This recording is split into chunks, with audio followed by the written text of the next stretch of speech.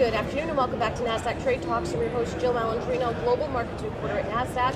We've been coming to you live from Inside ETFs from Hollywood, Florida. Joining me for this segment, we have Steve Blumenthal. He is the CEO of CFG Capital Management. We're going to talk about some upside, more downside, maybe some recession thrown in there. Steve, it's great to see you. Great to see you. As always, better in Florida than Philadelphia, Yes. so we'll take the nice weather for now. Let's talk about that. Some upside, a little bit more downside. So we look every month, we take a look at the latest valuation figures. My favorite is median PE.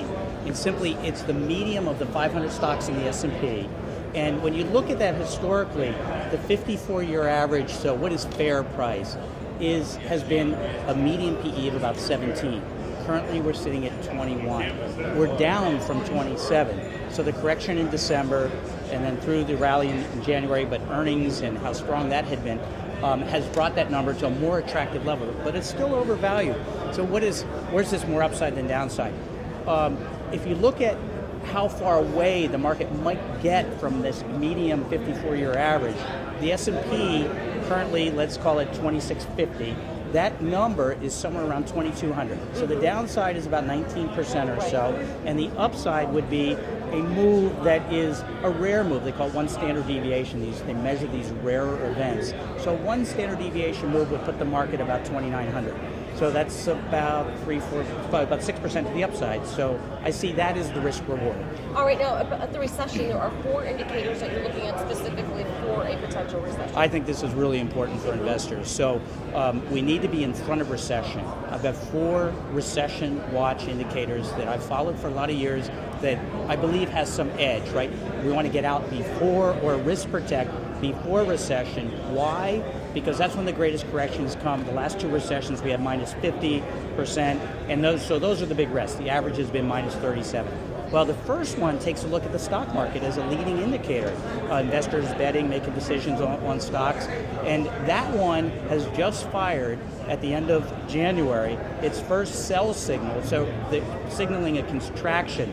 It's had an 80% win rate since 1978. So 80% of the signals, both expansion signals and contraction signals, have been accurate. So that's got my radar up. Number 2, we take a look at employment trends. So businesses are hiring or not hiring. There's an employment trends index, and that has had 100% history of accurately doing it. That one looks really pretty good. And then we take a look at credit conditions. So are companies able to borrow and get new funding? The credit conditions look good. And then the last one is the most popular that people follow, and it's called an inverted yield curve. At the end of January, we were just 13 basis points from a 2-year treasury being a higher yield than a 10-year treasury. So that's backwards, and it tells you something's wrong.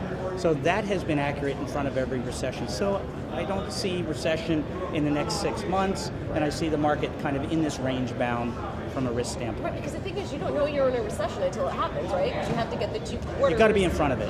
Right. Yeah.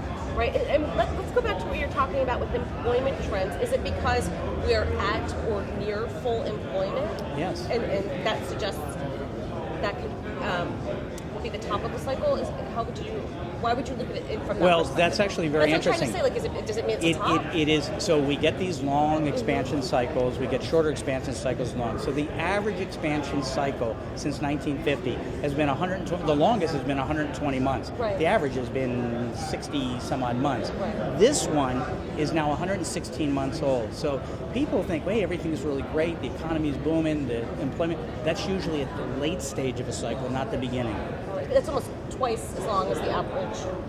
Oh, well, Yeah, yes, so. yeah. We're at the second longest in history, so we should be really uber aware of watching and protecting against recession. All right, Steve, thank you so much thank for you, joining Joe. us at Inside ETFs. And thank you for joining me throughout the day. I'm Jill Malandrino, Global Markets Reporter at Nasdaq.